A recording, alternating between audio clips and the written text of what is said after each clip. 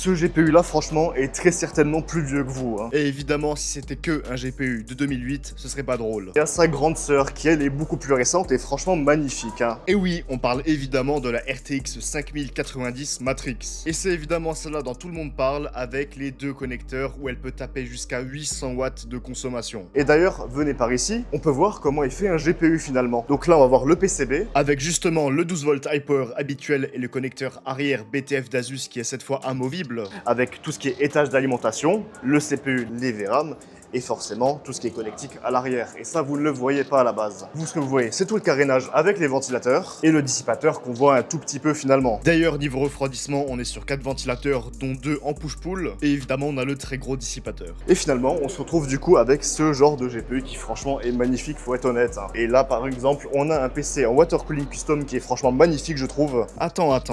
Là, j'ai passé un détail, non? Où elle peut taper jusqu'à 800 watts de consommation. Alors certes, 800 watts, ça paraît énorme quand on dit déjà que 600 watts sur nos 5090, c'est énorme. Mais il faut bien comprendre que c'est une carte déjà qui est en édition limitée et en plus qui est plutôt orientée pour l'overclocking. Soyons honnêtes, les gens qui vont avoir cette carte-là et qui vont réussir à l'avoir, soit elle ira en collection, soit elle ira pour de l'OC. Donc voyez là un peu comme une 5090 super finalement.